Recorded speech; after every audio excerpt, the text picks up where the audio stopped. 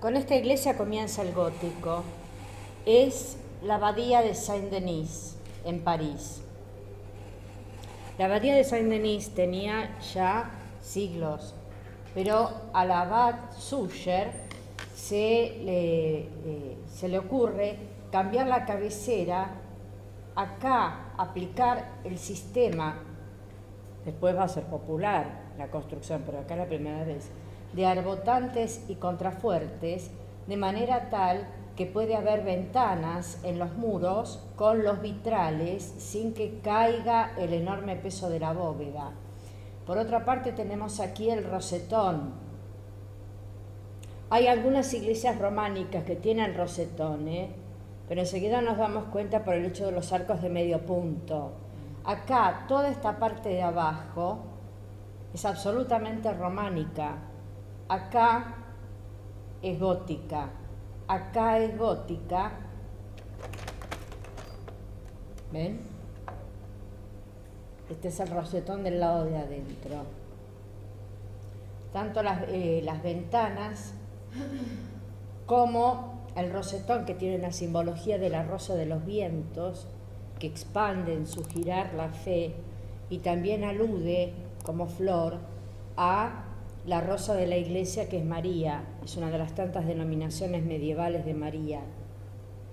Y observamos las distintas escenas en marcos polilobulados, cuando son más de 4, polilobulados, trilobulados, y lo que ven, negro, negro, negro, negro, es hierro. Y cada vidrio está fundido, está cosido al otro, está unido al otro por hilos de plomo, de manera tal que necesita el vidrio una cocción, después unirlo, hay que seguir una plantilla al milímetro, antes está el cortador de vidrios, es decir que estas iglesias góticas agrupan a una enorme cantidad de gremios. Lo que hemos visto está acá. Siempre de afuera los vitrales se ven oscuros, como ya les dije. De adentro se iluminan. También es gótico este arco apuntado y por otra parte esos adornos que equivalen como a capullos. En esta parte ven cómo es románica. Miren. ¿Ven? Acá, aunque es un arco de medio punto, tiene ventana, vitral, vitral, vitral, vitral, vitral, vitral, vitral. Ahora, tanto el Cristo románico que aparece acá, Pantocrátor, en el tímpano, en el momento del juicio final con sus brazos extendidos, es románico también. Ahora entramos y ahí empezamos a ver, a la entradita misma, a una Virgen que claramente está marcando la transición, porque tiene una postura de trono, perdonen las voces entrecortadas porque estoy muy aprestada, una postura de trono, pero fíjense ustedes cómo el niño va dejando de ser un adulto y por otra parte ella tiene una cara de mujer muy joven, de muchacha.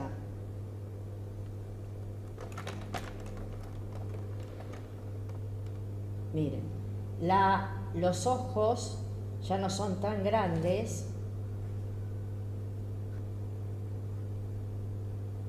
La Madonna de Saint-Denis.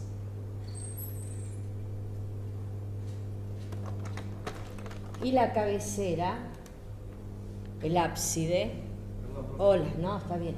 El ábside, la cabecera de la iglesia, es totalmente gótica.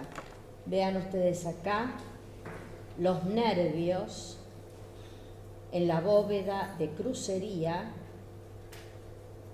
los nervios o arcos ojivales que se apuntan, y por cada uno de estos nervios que descarga dentro de la iglesia en un grupo de columnas con fuste muy finito, miren, por fuera descarga en arbotantes y contrafuertes.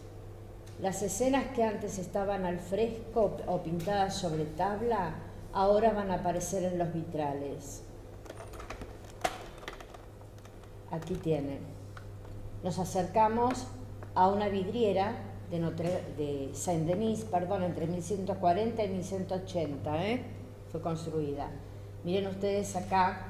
¿Cómo? ¿Qué fecha? 1120 se empezó, 1140 y 1180 se la termina. Miren ustedes acá. ¿Qué escena es esta?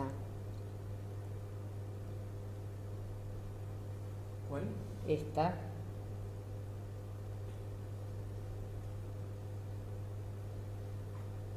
El nacimiento de Jesús. Claro. El pesebre. María está acostada, acá arriba Jesús.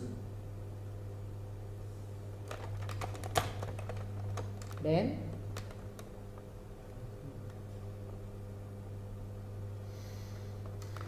Los colores son muy intensos, aplican colores puros y por otra parte podemos ver acá, todo esto son los hilos de plomo que van uniendo vidrio con vidrio.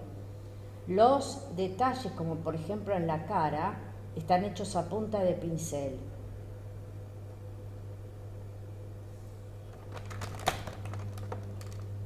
Aquí tienen un episodio anterior, que es el momento en el cual el ángel le dice Ave María, ¿no?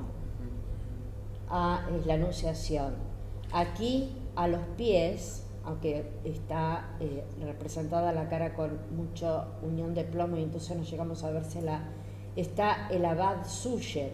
Acá dice Sugeribus, Sugeribus, es decir, Suger la hizo, es el abad y hijo de siervos, miren cómo cambian las cosas, hijo de siervos a los 11 años, ya les conté esto, fue puesto por sus padres en la abadía y demostró tener una inteligencia y un poder de estudio impresionantes. Con el tiempo también va a la abadía a estudiar el que va a ser el futuro rey de Francia. Entonces se conocen, de modo tal que cuando el rey de Francia tiene que enfrentar algún compromiso, el abad Suger queda como primer ministro de Francia y fue un hijo de siervo atado a la tierra de un señor feudal. Esta es la visitación, María e Isabel, y aquí tienen el sueño de José.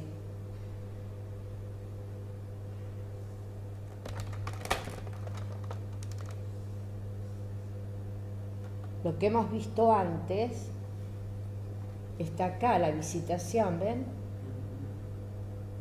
Y acá el nacimiento, una tabla románica, pintura sobre tabla.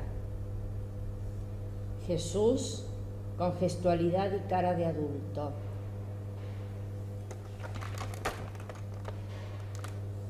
Nos acercamos y vemos Sugeribus en latín.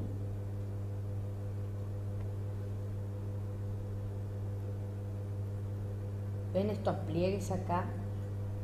Estos están hechos a punta de pincel, pero por ejemplo este vidrio está cosido a este otro, a este otro, a este otro, por hilos de plomo.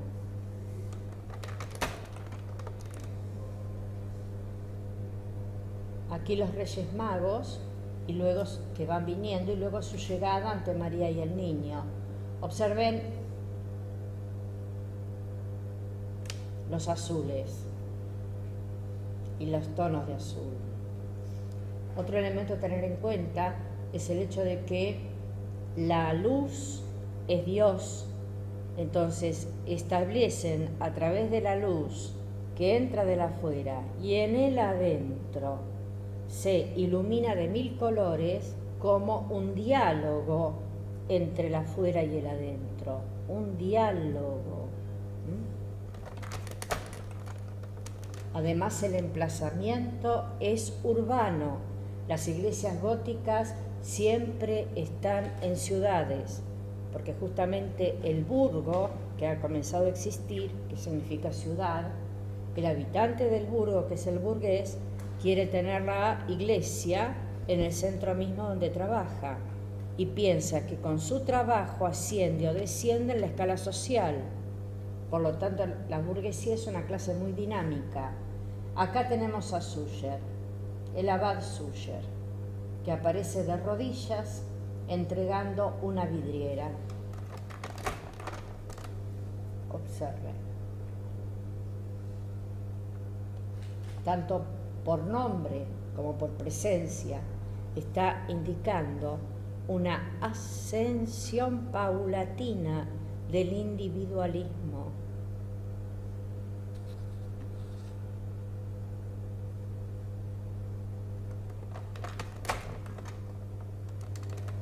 Recordamos, esto lo habíamos visto en la clase pasada, pero lo traigo para que recuerden, el sistema de arbotantes y contrafuertes.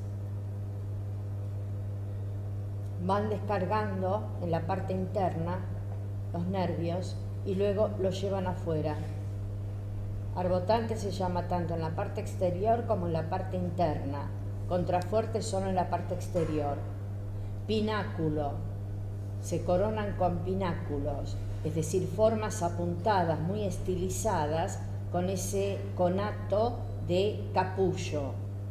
Acá tenemos arbotante, contrafuerte. Esto está aguantando de este lado el peso de cada nervio de pared que sostiene a su vez los nervios de las ojivas. Miren, acá tenemos pared, pared, vidrio, pared. Entonces, recibo el peso y lo llevo a tierra.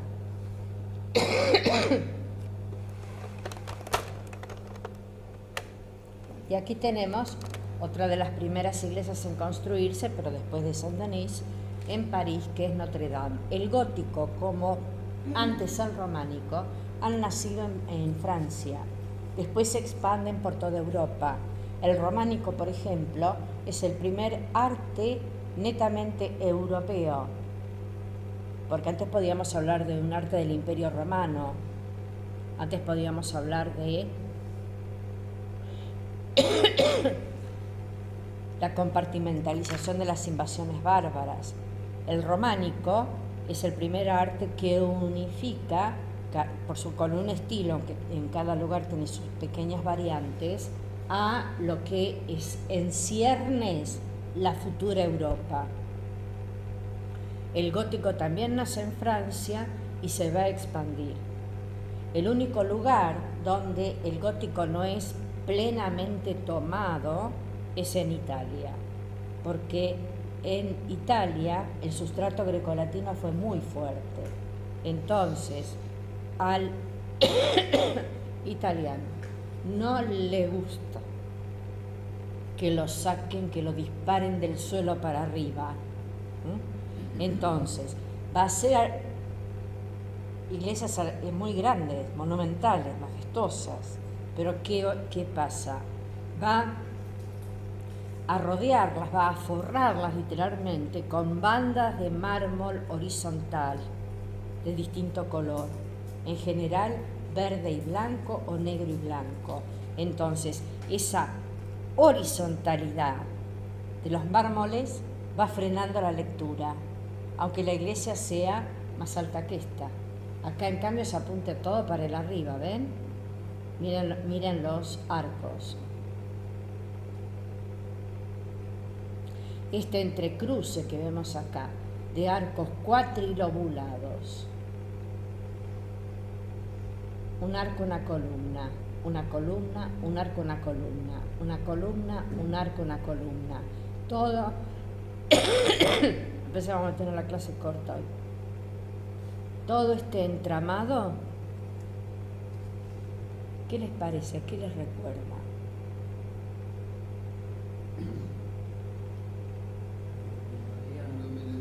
No. Tiene un gran ordenamiento. Bien, bien. El tratar la piedra como si fuera un encaje, eso es musulmán. Acá tenemos unos bellísimos, ay, a mí me encantan los monstruos. Miren, todas estas son gárgolas, figuras absolutamente monstruosas.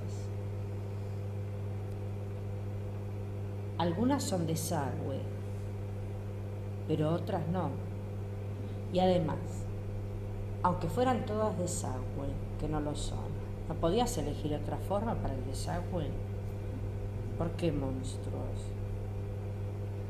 Porque se está dando una urbanización tan fuerte que de alguna manera el humano teme que Dios se le aleje. Entonces, el hombre del románico tenía una actitud, en términos generales, digamos, no es que fuera esto en cada uno, una actitud del nene con el papá. Humano, Dios. Estaría así el papá. No se discute. El gótico, en la medida en que va incorporando tanto el espacio exterior a través de la luz, como en la medida en que ha ido creando la ciudad, el foco urbano, el comercio, etc., teme que Dios, entre comillas, se le enoje. Entonces, no te vayas, no te vayas, no te vayas, no te vayas. La ojiva, cada vez más altas las van a hacer. Y el monstruo, por otra parte, contrarresta lo anterior, se aúna a lo que les he dicho.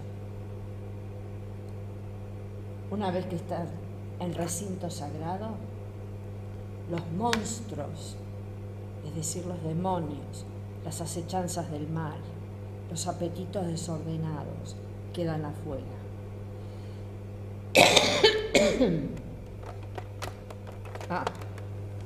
Tengan en cuenta que se incrementa enormemente el culto mariano a partir del siglo XII.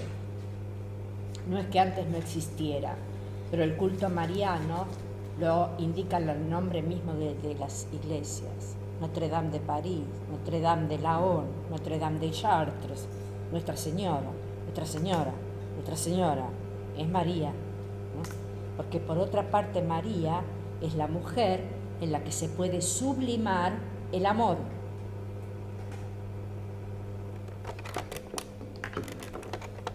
Otra cosa. En esta fachada, que es la principal, tenemos en el tímpano la temática del juicio final, como teníamos también en el románico. El parteluz, la columna que parte la luz en dos arcos, en el parteluz hay una escultura de Cristo. Acá tenemos a María coronada como reina de la Iglesia por su Hijo.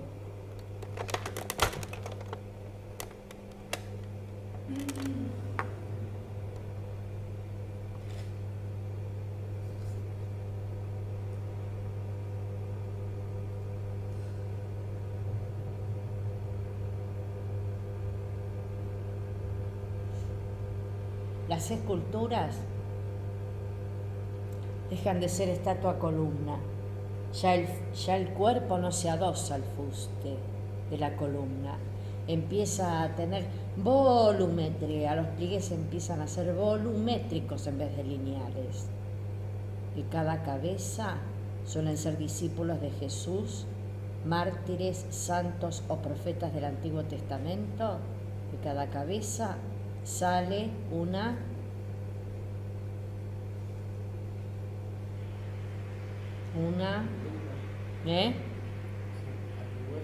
arquivolta, exactamente. Fíjense cómo se refrenda el apuntamiento a través del arco.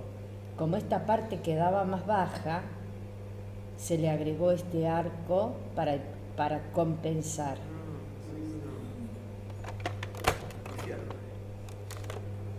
Sí, son unos torpes, la verdad. ¿Se dan cuenta que artistas monstruosos? No hay ninguna escultura igual a la otra y además no está la producción en serie ni mucho menos. Entonces acá tienen toda una serie de ángeles, un grupo de ángeles trabajados individualmente. Por otra parte, acá pueden ver cómo el pie de Cristo sale. Lo tiene apoyado, ahora nos acercamos sobre la representación de una ciudad que cuando Cristo está apoyado en ella significa la Jerusalén celestial, que es sinónimo del paraíso. Está acompañado por ángeles que portan los elementos del martirio, la lanza, la cruz. Y acá se está dando del ángel para atrás los justos, del demonio para atrás los condenados. Y acá el paso previo, que es la resurrección. Están saliendo de sus tumbas y comienzan a ascender para el juicio final. Fíjense el tratamiento de los pliegues.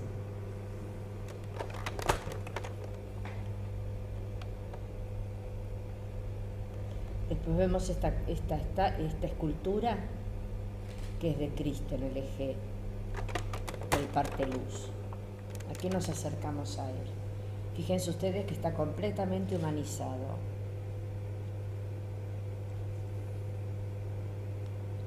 Está presidiendo el juicio final, sí, claro.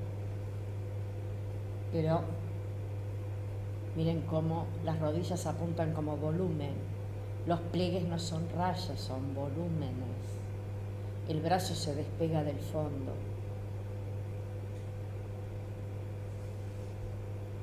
El pie avanza.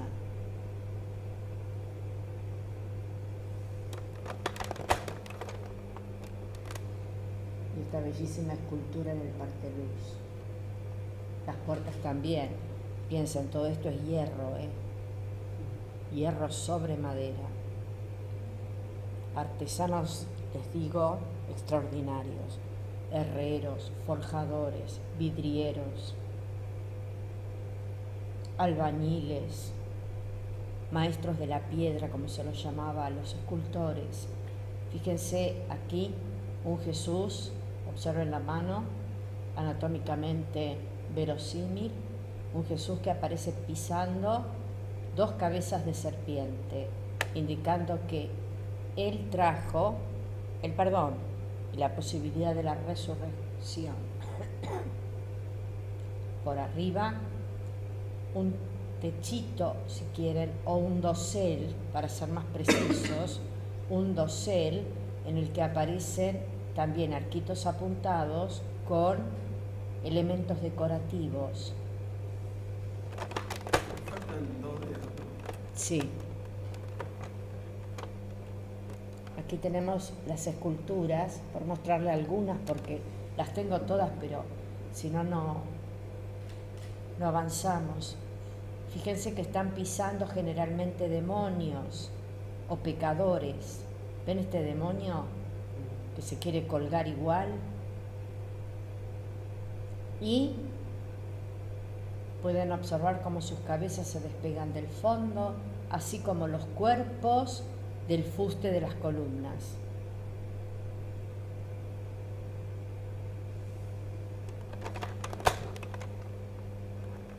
Aquí tenemos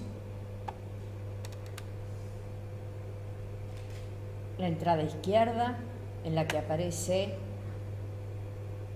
el momento en el cual María se duerme rodeada de los discípulos y asciende en cuerpo y alma al lado de su hijo, que la hace coronar reina de la iglesia. Después vamos a ver acá, en esta María con el niño es un bebito. En este parte luz, vamos a ver lo que está pisando María, pisando. Lo que tiene abajo, vean, los dos con la misma edad. María ha quedado detenida en el tiempo porque goza de los dones preternaturales, que según la teología son los que tenían Adán y Eva antes de pecar, es decir, eterna juventud, eterna vida. Y a partir de ese momento del pecado original surge: parirás con dolor, trabajarás con el sudor de tu frente, polvo eres y al polvo volverás. La pérdida de los dones preternaturales. Ahora, si se empieza a pergeñar la doctrina de que María nace sin pecado concebida, sin pecado original, Sí, sí. la única que no tiene pecado original, para poder ser después la madre de Jesús, sigue gozando de los dones preternaturales. Entonces se la representa joven, no como la madre de un hombre de 30 y pico. Miguel Ángel Buonarroti va a hacer lo mismo en la primera piedad, en pleno Renacimiento. Después en las otras piedades hace pedazos ese concepto, porque él es uno de los creadores del Renacimiento, así como es uno de los que dicen ya no.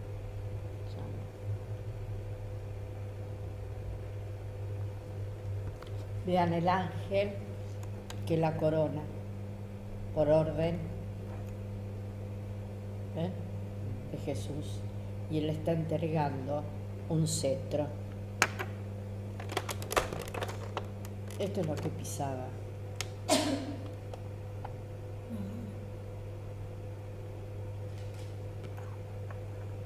No, no es una gárgola.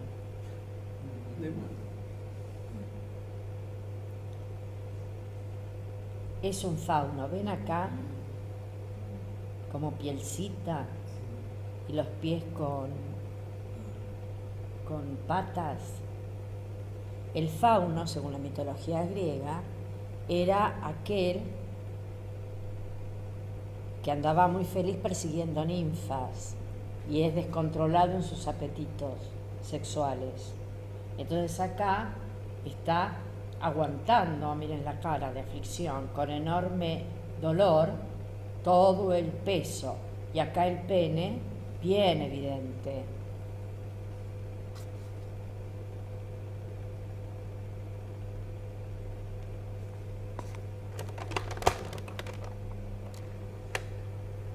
Se lo había mostrado muy rápido en la clase pasada. Veámoslo en su lugar. Delante del rosetón principal de Notre Dame de París. ¿Por qué digo principal? Porque tiene otro en el lado izquierdo y otro en el lado derecho, enormes, en el crucero. Aquí tenemos, miren, marcos trilobulados, piedra, hierro, plomo. ¿Se imaginan el peso? Los vitrales que yo les muestro son originales, son los auténticos. En muchísimas iglesias no están. Cuando los franceses se enteraron de que los alemanes, en 1940, iban a invadir París, desarmaron todos los vitrales que pudieron y los enterraron en bolsas de arena. Cuando terminó la guerra en 1945, los volvieron a rearmar. A aquellas iglesias que no alcanzaron a desarmar, estallaron. María y el niño, una joven y su bebé, 2 ángeles, culto mariano. Veamos el rosetón por dentro y está completamente cubierto de escenas.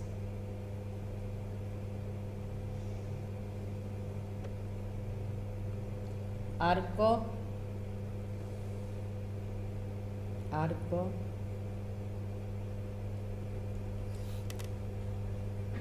ojival.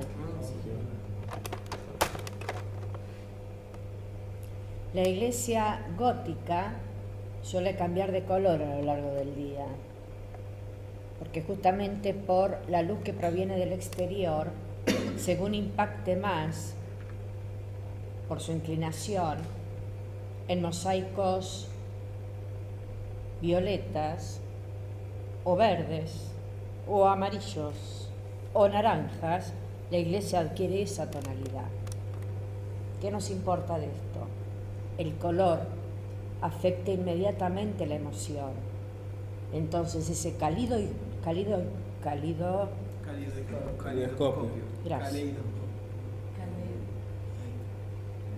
Caleidoscopio. Soy una señora mayor. Ese calidoscopio va a generar justamente emoción, sentimiento. Y a eso se apunta. Bóveda de crucería. Tomemos una dividida en cuatro nervios ojivales. Cada parte entre nervio y nervio se llama plemento, ya se los dije. Van descargando primero en un haz de columnas con fuste muy fino. Ellas a su vez van mandando afuera, como estas de acá, afuera, al arbotante y contrafuerte, el peso de una bóveda altísima y pétrea. Capiteles corintios. No se dan los capiteles historiados en el gótico. El mismo lugar a otra hora, ¿ven?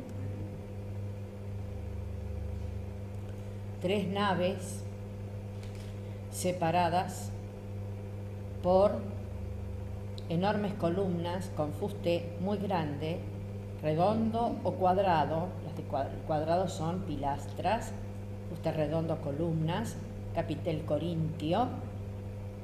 Y por otra parte continúa aquí arriba el matroneo. Además, arco ojival. ¿Qué parte es esta de la iglesia? El ábside, muy bien, donde ve el altar. ¿Y esta parte que para acá y para acá? Crucero, muy bien. Para acá y para acá hay 2 enormes rosetones, ya veremos. Otro elemento a tener en cuenta. Si seguimos caminando por acá, ya vamos a verlo en una diapositiva, seguimos caminando por acá, vamos y damos toda la vuelta. Entre este arco y la luz que entra hay un espacio. Entonces todo esto se llama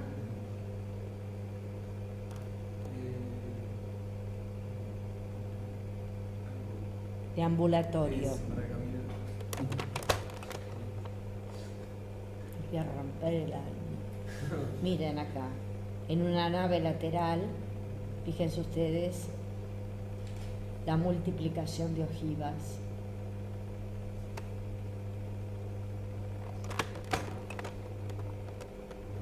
¿Ven los rosetones del crucero? Tan grandes como el de adelante. En el cruce se eleva un altísimo pináculo. Bóveda no. El único que hace en el gótico bóveda es el italiano. Bóveda no. Techo a 2 aguas y pináculo. Cúpula no. ¿Qué dije? Bóveda, perdón. Cúpula. Cúpula. La bóveda sí la tiene, bóveda ojival. Unos pináculos así también estaban pensados para cada una de las torres y no se llegó a hacer. Acá pueden ver los arbotantes y contrafuertes.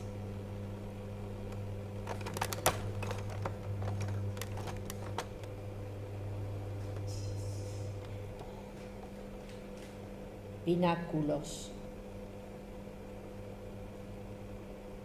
Piedra trabajada como encaje. Rosetón. Crucero. Techo a 2 aguas. ¿Ven? Este es el rosetón, un rosetón del crucero. ¿Esa gente que está ahí? En una misa. Todo lo que ven por acá, venimos caminando por las naves, seguimos por allá, por allá, por allá y damos toda la vuelta alrededor del altar por el lado de atrás.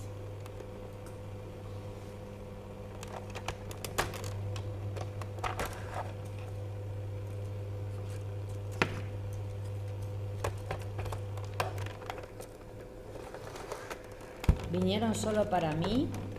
Sí. Pobrecito, estos son.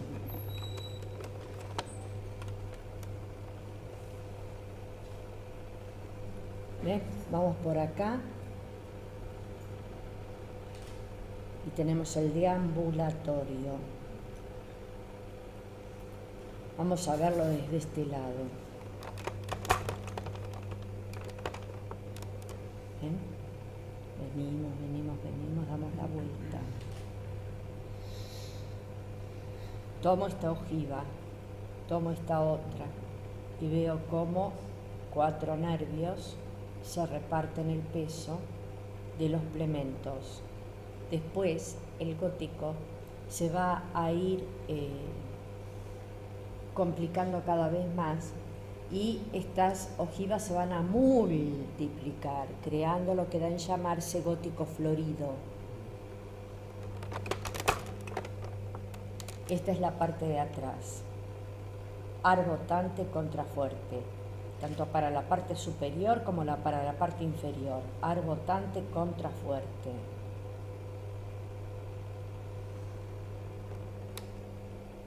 Y ahora vamos a ir todo por ahí arriba.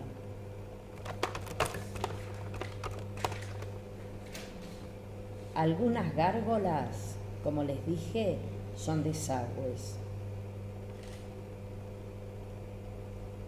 Esto es una altura enorme, ¿eh?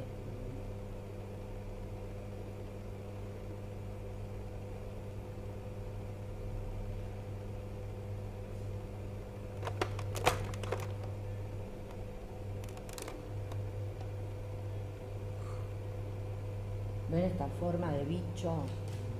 Este es desagüe, pero este no.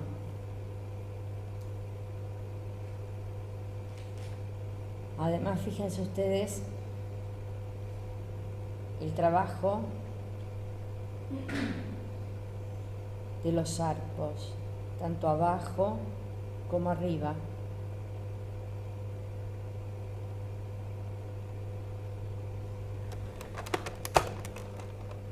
Miren esta otra, lo más alto, sus garras, su pico dispuesto a despedazarnos, sus ojos saltones.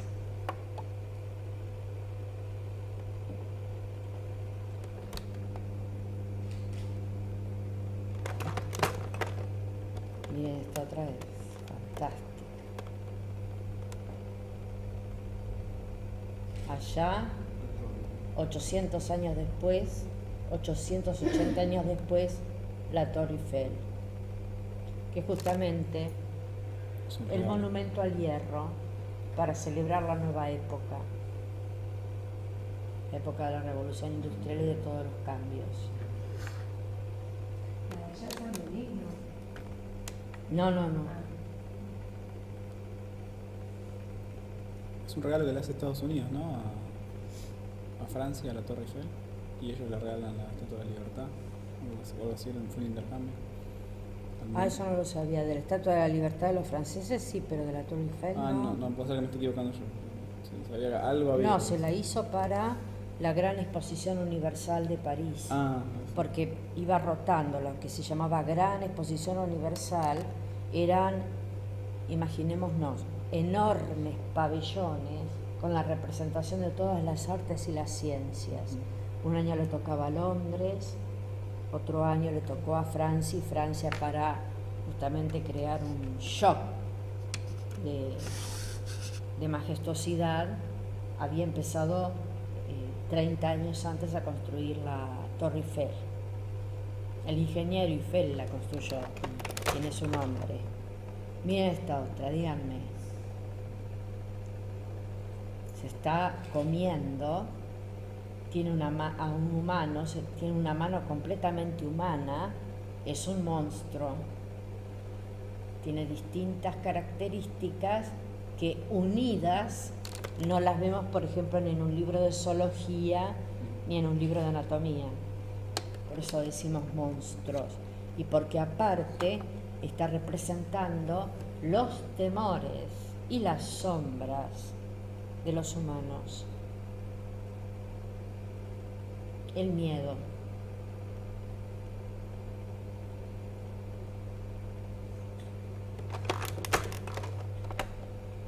Esta, también en Francia, es Chartres, muy reconocible por las dos torres desiguales. Rosetón, verticalidad, techo a dos aguas, arbotantes, contrafuertes. Estas casas, ¿ven? No son posteriores, ¿eh? Tengan en cuenta que, ¿ven? Acá se ve bien el límite del burgo, de lo que fue el burgo medieval, hoy es una ciudad, y empieza la campiña.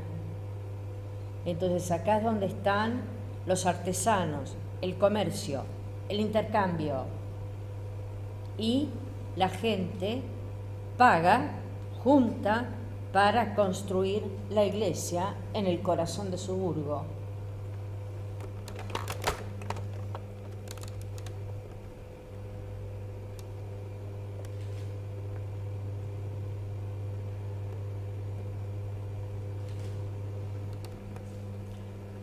Vean cómo en las primeras se alterna el arco de medio punto con el rosetón, con los pináculos,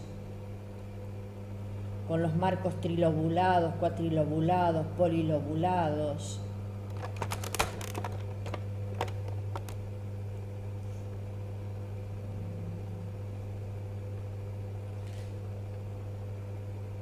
Crecer, crecer, crecer hasta el cielo. Muchas se derrumbaron de tanta altura que habían tomado, ¿eh? Y aquí tenemos en el pórtico, en Chartres, un Cristo Pantocrátor, es decir, que el de Notre Dame es mucho más gótico. Aquí tenemos más cercano al románico este Cristo en una mandorla y además rodeado del león, buey, águila, hombre o ángel, tetramorfos, cuatro formas, los cuatro evangelistas. León, Marcos, Juan, águila, Mateo, ángel u hombre, y Lucas, el buey o toro. Miren, no es divina. Ay, me encanta. Acá, una señora de la época, con su tocado característico del 1200, del 1100, 1200, su túnica está siendo torturada de alguna manera. Hoy un psicoanalista diría por sus propios pensamientos y deseos reprimidos, ¿no?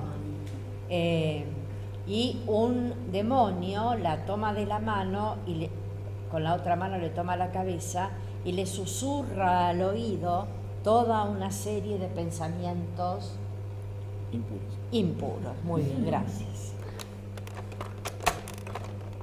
Una creatividad impresionante, ¿se dan cuenta? Miren, acá estamos viendo los arbotantes y contrafuertes en este sentido. En este otro los vamos a ver ahora. Aquí en Chartres son muy curvos, bellísimos.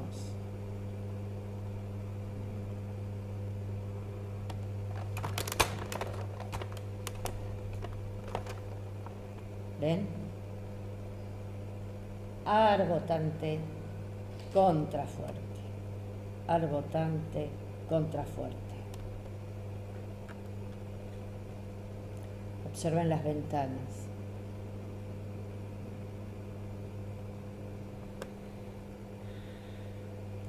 De vuelta, si nos paramos ahí, se cubre todo de esculturas. Imágenes en las vidrieras, imágenes en el exterior en esculturas, en el interior, ya les dije, en vidrieras y esculturas también.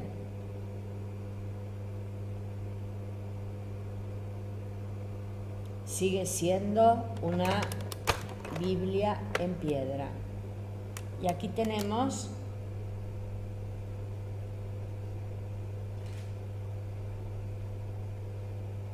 una escultura que se supone que es el primer retrato que hay después de la caída del Imperio Romano, ¿no?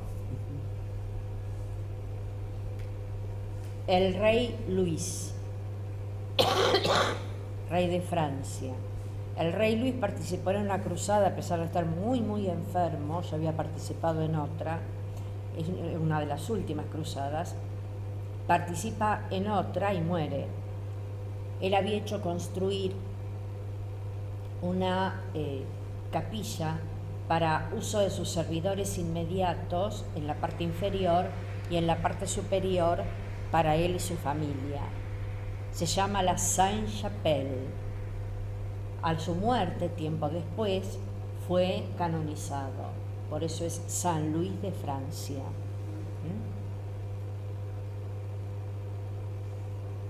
¿Hay en Chartres también? Sí, hay otra escultura también en el Louvre. Es bellísima, muy angosta, altísima. Acá la estamos viendo desde el ábside, con un enorme pináculo. Y aquí de adelante, la verticalidad se dispara. El rosetón multiplica sus pétalos. Esta es la parte superior donde va el rey y su familia, y esta es la parte que se accede por acá, o si no por una escalinatita interna que hay en la parte inferior, que es esta, donde van los sirvientes. Ahora después, cuando llegamos a la parte superior, les voy a mostrar a los costados unos relieves en piedra con Adán y Eva.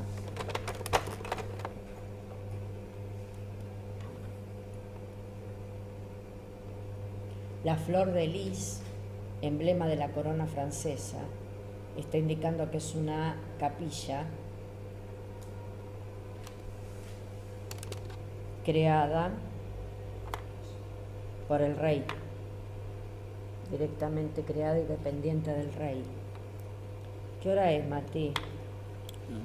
No tengo vuelta el teléfono.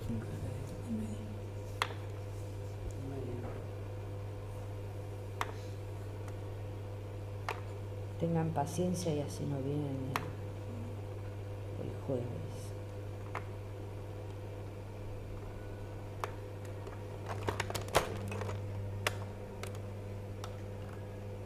La entrada inferior, la entrada a la capilla baja o capilla inferior, tenemos nuevamente a Jesús haciendo coronar a su madre, María, reina de la Iglesia. Otra vez las lises, que son los lirios, ¿no? Es el emblema de los reyes de Francia.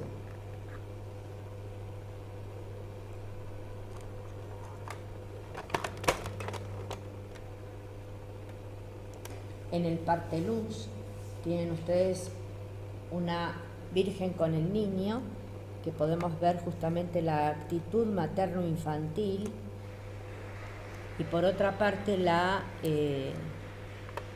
representación de una María curvilínea,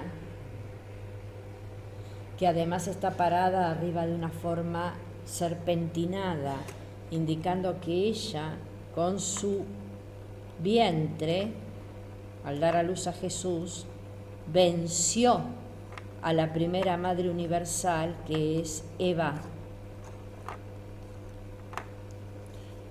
Y te hago una consulta, es decir que en el gótico, en cuanto a escultura, se vuelve, paulatinamente se empieza a llegar, y se llega bastante a una verosimilitud anatómica nuevamente, digamos, después de haber pasado por el bizantino.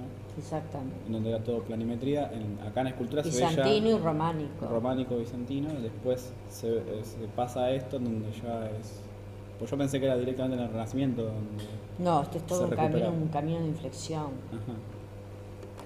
Miren la redondez del brazo.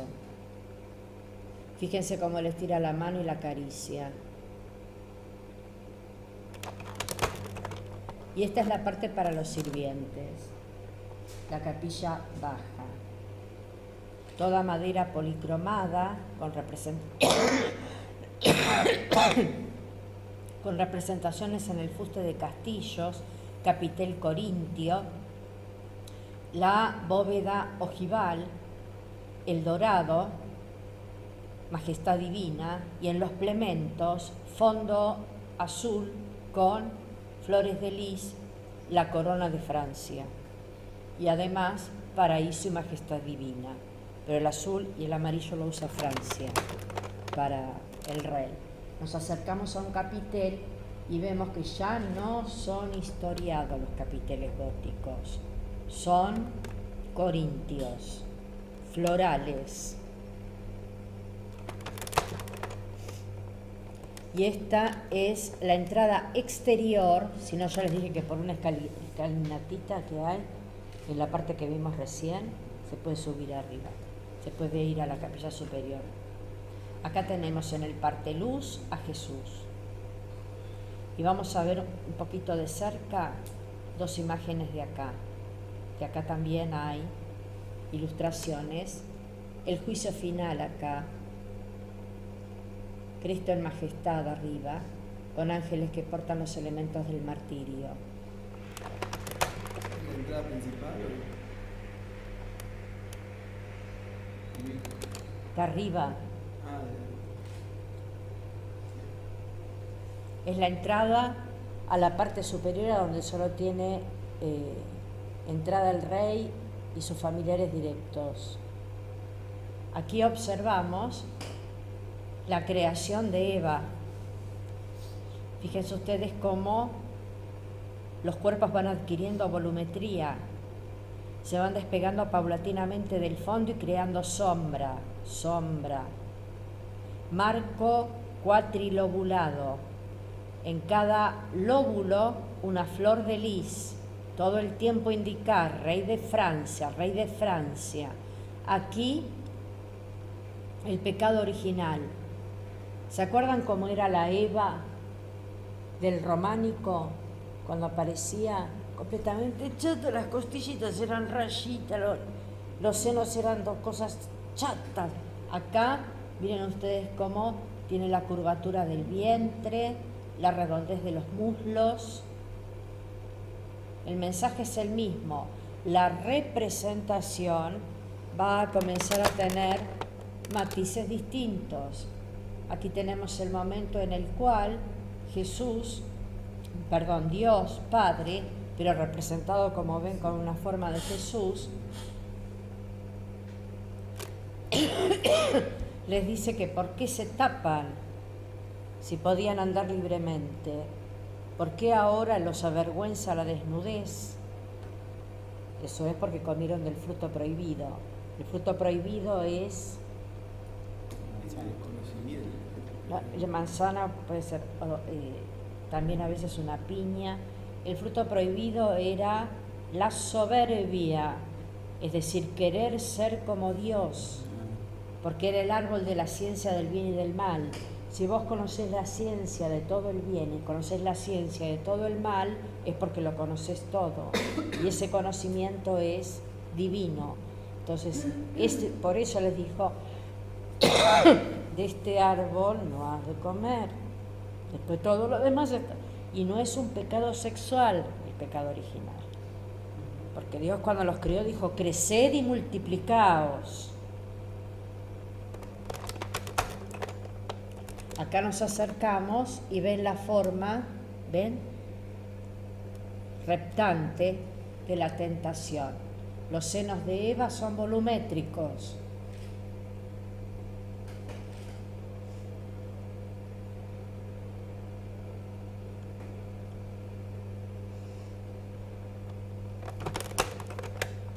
Miren lo que es el interior, que es la parte del ábside.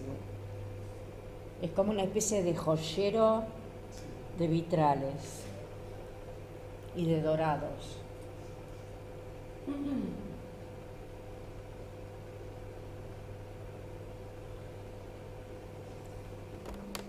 la Sainte-Chapelle de París. Este es el rosetón.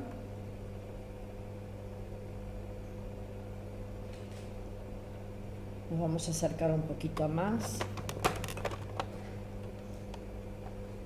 Fíjense ustedes cómo entre escena y escena aparecen pétalos con los colores de Francia.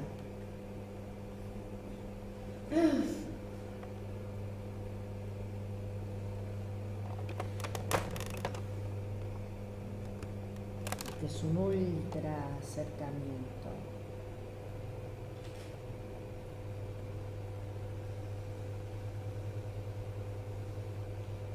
Lo que vemos muy oscuro es hierro.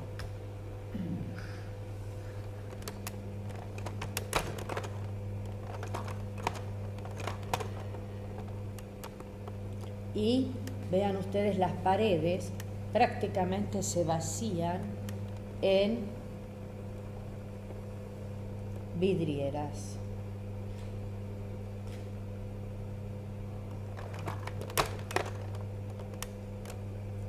Acá estamos tomando el fuste de una escultura de acá abajo y miren ustedes, empiezan allí arriba las vidrieras de las paredes laterales con, ya sabemos, escenas. Trabajo de pétalos.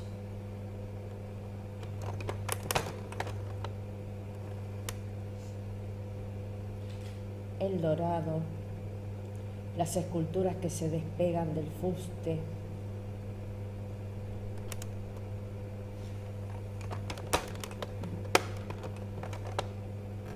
Nos acercamos mucho a un detalle de esas vidrieras enormes y vemos que tenemos acá los mismos episodios que en el románico sobre tabla. En este caso la Anunciación otra vez. Los detalles pintados a punta de pincel.